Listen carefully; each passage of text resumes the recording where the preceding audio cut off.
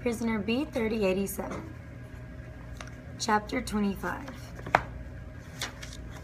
Buchenwald Concentration Camp, 1945. Chapter 25. Buchenwald Concentration Camp. Just the looks on the faces of the prisoners already there told me all I needed to know. They were scared, wide-eyed, and not just at roll call or even when a capo passed by. It was all the time, like at any moment death might come for you. And at Buchenwald, as I was to learn, death came in many guises. After our first roll call, I was assigned to the stone quarry. Instead of breaking rocks, I was told to carry them up a long hill. I had to carry the big rocks on my back with my arms behind me to hold them in place. If you took a stone too large, you would drop it and the Nazis would shoot you. If you took a stone too small, the Nazis would shoot you for being lazy. Picking just the right stone became a kind of competition among us, another fine joke from the Nazis. Some of the prisoners pulled carts instead of carrying stones on their back, but that wasn't a job you wanted either. The Jews were chained to the carts like a team of draught horses and whipped like animals. Only these animals were also required to sing. The Germans called them their singing horses. They had to carry a tune as they hauled enormous loads of rocks up the hill. I had already been part of the prisoner chorus at Sachsenhausen. I was grateful I didn't have to do it strapped to a horse cart here. It was only at our second roll call of the day that I saw the Buchenwald Zoo. I had seen the fenced-in area at the first roll call, but not the animals. There were deer, monkeys, even bears. Bears? Right there in the concentration camp.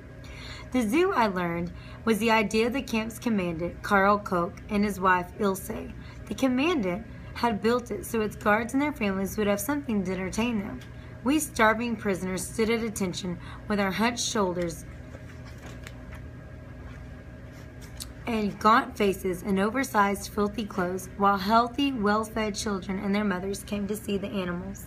The little girls wore pretty dresses and shiny black shoes and ribbons in their hair. The little boys wore shorts and jackets and caps, just as I used to.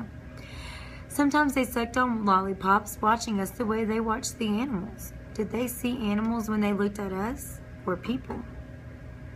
I wasn't so sure myself anymore. The bears in the zoo were fed better than the prisoners. At roll call, we'd watch as big bloody steaks were fed to the bears.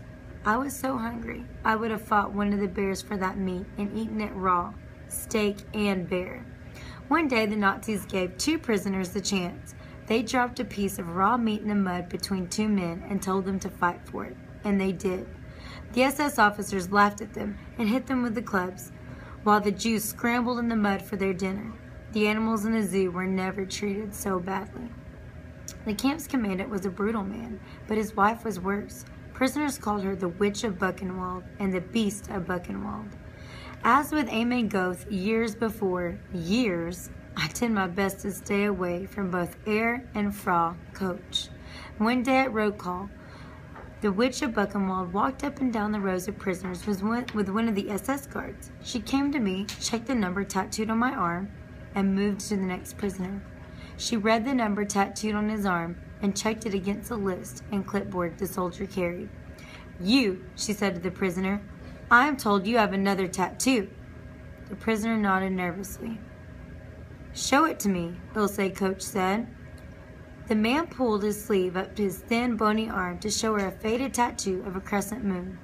"Yes," the witch said. "Very nice. Mark him down," she told the soldier. He made a note on his clipboard. When they were gone, I heard the man beside me give a little whimper, like he was trying not to cry. What difference did it make that he had a tattoo? Why? Why had it made the Witch of Buchenwald single him out?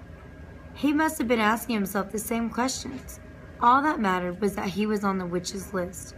He had been noticed, and surviving meant never being noticed by the Nazis. After the roll call, I never saw the man with the other tattoo again.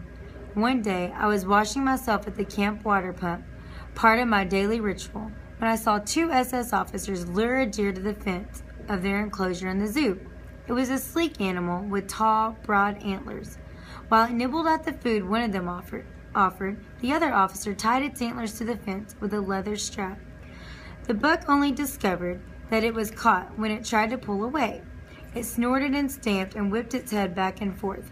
trying to pull itself free, but it was trapped. The SS officers laughed at it and taunted it, and left it tied to the fence. I had seen the Nazis do terrible things, and I had started to become numb. But somehow seeing that deer there thrashing around, trying to free itself from the fence, made my blood boil. I wanted to run over and untie it, to set it free, but I couldn't. There were too many other German soldiers around. If they saw me near the zoo, I'd be shot.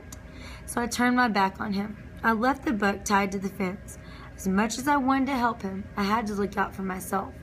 At roll call that night, the 2 SS officers who had tied up the deer were pulled off duty by the commandant. Word of what they had done had gotten back to Coach, and he berated them in German. Their zoo privileges were taken away, and they were not allowed to watch films in the camp movie theater for 3 months. Cruelty to prisoners the Nazis could abide, but not cruelty to animals. At roll call a few days later, they told us we were being moved again. Gross Rosen needed workers, and there were no new shipments of prisoners coming in from the countryside. The prisoners in the camps would be reassigned from now on as each camp needed workers. The Nazis had killed so many of us, they were running out of Jews.